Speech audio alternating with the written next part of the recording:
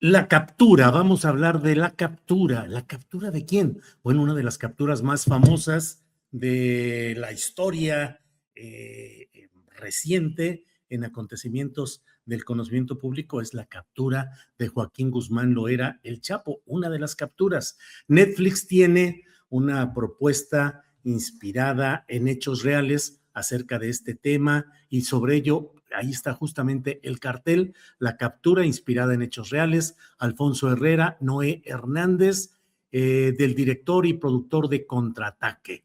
Vamos a hablar precisamente con Alfonso Herrera. Alfonso, buenas tardes. Hola Julio, qué gusto saludarte. ¿Cómo estás? Bien, Alfonso, afortunadamente, y aquí viendo ya la inminente presentación de este trabajo en el cual, pues es una versión muy peculiar porque no es la glorificación del narcotraficante o cuál es el enfoque que tienen y cuál es lo especial de este trabajo en el que participas de manera estelar, Alfonso. Bueno, primero que nada, gracias Julio por esta invitación, por este espacio, por darnos la posibilidad de hablar de esta película que se estrena ya el 21 de agosto en la plataforma de Netflix. Eh, Creo que lo dijiste muy bien, el ángulo es completamente distinto, es un ángulo que cuenta esta historia, que todos de alguna manera más o menos sabemos qué ocurrió a principios de 2016, o por lo menos en la historia de México más o menos todos sabemos qué estábamos haciendo cuando pasó lo de Juan Jesús Posadas Ocampo, o cuando fue lo de Lomas Taurinas, y específicamente la captura, la última captura del Chapo, y el ángulo es a través de los ojos de estos dos policías que estaban haciendo su rondín de manera como todos los días en Mochis, y les reportan un auto robado y de repente se dan cuenta que dentro de ese auto venía el Cholo Iván, gatillero de esta organización, y al mismo tiempo Joaquín Guzmán Loera, el Chapo. Y creo que eso es lo que llama la atención, el ángulo de esta historia. Y también contar una historia donde llama la atención que estos dos policías aguantaron los sobornos, las amenazas y entregaron a las autoridades a estos dos criminales.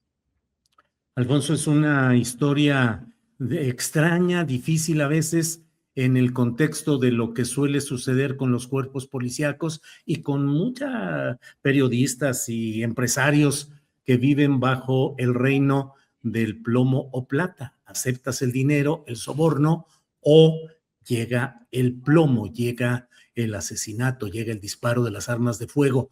Eh, ¿Qué sucedió con estos? Bueno, no sé si se puede platicar o es spoiler, pero El finalmente, spoiler ya ¿cuál está es implícito porque habla de la captura, ¿no? la Pero, captura? Sí. pero dale, Julio, con todo gusto. La historia de los policías, ¿en qué terminan? ¿Los ascienden? ¿Tienen mayor presencia, mayor reconocimiento? ¿O se queda como un acto ahí de alto riesgo, pero como tantas cosas que suceden en México en el que no hay las consecuencias positivas para quienes obran bien? Por eso te lo planteo, Alfonso. Lo que ocurre con estos policías fue posterior a la captura, entran en un programa de protección y, y eso fue lo que ocurrió hace, pues ya hace casi 10 años. Yo inclusive intenté tener contacto con uno de estos policías, con el policía que yo interpreto. Por una cuestión de seguridad fue un poco complejo, sin embargo tuve la posibilidad de platicar con Héctor de Mauleón, quien hizo un artículo y de este artículo se derivó una crónica donde se especifica muy claramente qué fue lo que ocurrió a principios de 2016, aquel día en el que se capturó a Joaquín Guzmán Loera y a el Cholo Iván. Y eso es lo que te puedo decir. Todavía existe mucho hermetismo y yo lo que también te podría compartir es, llama la atención varias cosas de esta historia, llama la atención varias cosas de este evento. Punto número uno, que las conciencias de estos policías y un poco se hayan alineado, porque si hubiera habido una discrepancia, pues probablemente hubiéramos contado una historia totalmente distinta. De igual forma, también lo que llama la atención es la manera como se captura en ese momento la persona más buscada del planeta. Y por otro lado, la duda que ellos tenían entre ellos mismos y entre las corporaciones, sus mismas corporaciones. Creo que ahí es donde el suspenso se cataliza, ¿no? La duda y la incertidumbre de qué va a pasar. Puedo confiar en mi corporación, puedo confiar en la Policía Federal, y no solamente en ellos. Creo que hay una división, en esa época existía una división muy, muy clara entre Policía Federal, Policía Municipal, Policía Estatal, milicia y marinos, y eso pues te hace cuestionarte quién está con quién, de qué manera yo puedo resolver esto y realmente me van a apoyar. Entonces, esto cataliza de manera muy, muy atinada y muy acertada esta película para que el suspenso se mantenga. Y también creo que es de aplaudirse la visión de Francisco González Compeán de contar esta historia, de también tener una mirada distinta hacia mexicanos que hicieron su trabajo de manera honesta, de manera honrada, y también con objetividad, decir, creo que todos estamos en el entendido del lugar, el país y las instituciones que nos gobiernan y que también brindan seguridad, pero también creo que con objetividad vale la pena tener esa mirada hacia esos mexicanos que también hacen las cosas bien, que también existe esta otra cara de la moneda. Es que en el fondo, Alfonso, lo que planteas es la lucha histórica entre el bien y el mal, y qué es lo que triunfa y qué es lo que se premia. Y en este mundo actual pareciera que avanza más el mal y perdura y se sostiene, y aunque corten cabezas, en este caso, por ejemplo, el Chapo, pues el negocio sigue adelante y las cuestiones de entendimiento siguen adelante. ¿Cuál es el mensaje? ¿Triunfa el bien, triunfa el mal? ¿Nos quedamos en empate? ¿Cómo queda? En esta ocasión triunfa el bien y creo que vale la pena aplaudirlo y creo que vale la pena encontrar historias donde triunfa el bien, eh, donde no se hace una apología a estas historias. Y fíjate, ocurre un fenómeno muy curioso. Cuando se compartió el tráiler, constantemente la gente tiene esta percepción de, una película más de narcos, una película más de crimen organizado. Y no es el caso, no es la ecuación, no es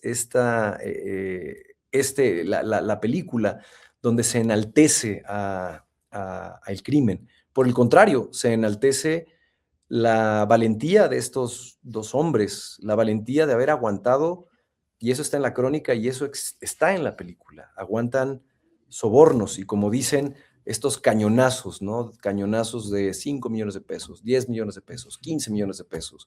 Y cuando se daban cuenta que los sobornos no rendían frutos, pues empezaron las amenazas, no solamente para ellos, sino también para sus familias.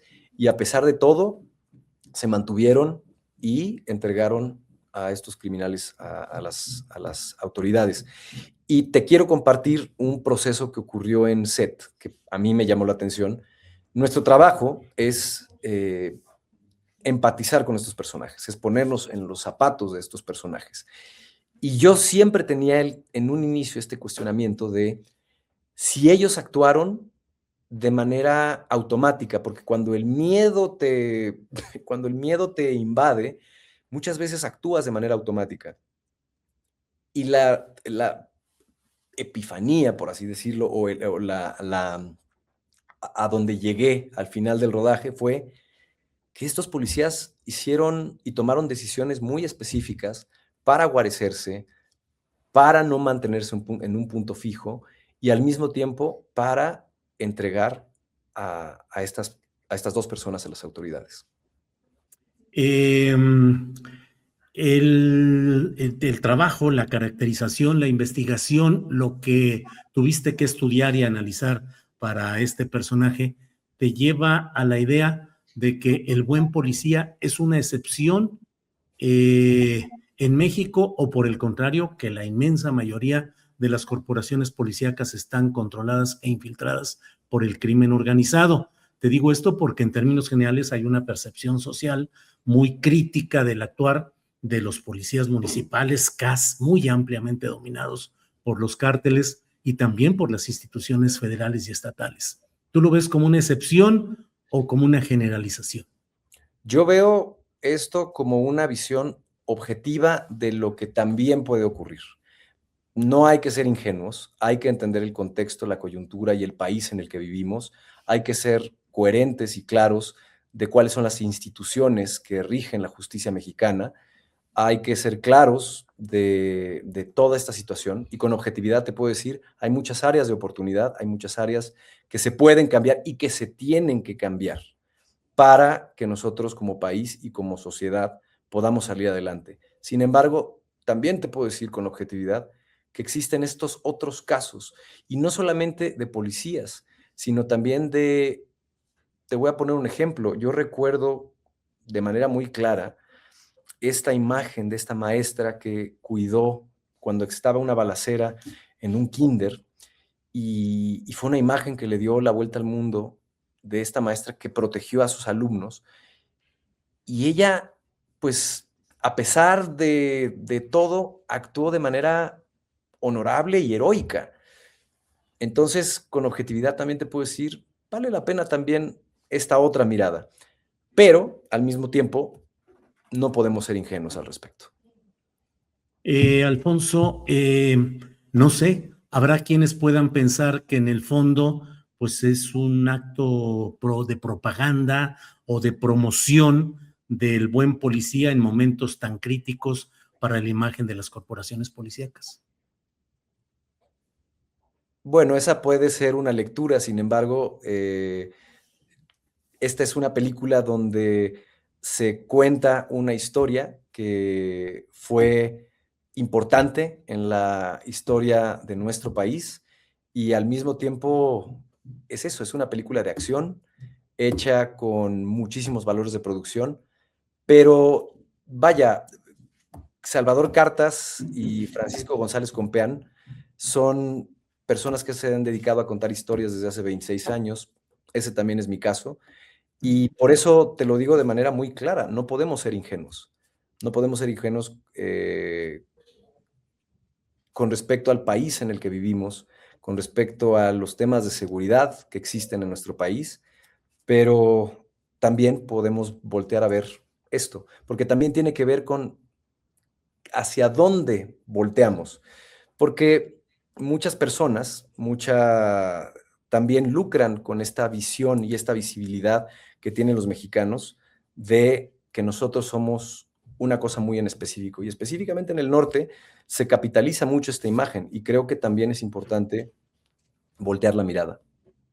¿Estuviste en Los Mochis? ¿Hubo rodaje en Los Mochis o solo es la referencia histórica de lo que sucedió? Te digo, bueno, porque estar en Sinaloa siempre da una textura y una sensación y un pulso exacto de lo que está pasando en el país. No, tuvimos la gran fortuna de filmar en Chihuahua, tiene paisajes espectaculares y además como todo ocurre en carreteras, creo que tuvimos la posibilidad de filmarlo de manera impecable y de manera muy cómoda en Chihuahua. ¿En algún momento te generó algún sentimiento, no sé, de compasión o de solidaridad humana la tragedia de Joaquín Guzmán? ¿Me puedes repetir la pregunta? Si sentí empatía para Sí, si sentiste algún momento en el que creíste que ese personaje o esa persona, Joaquín Guzmán, era víctima de un sistema, o si sentiste algo relacionado con compasión o entendimiento del proceso que lleva a mexicanos a convertirse en narcotraficantes.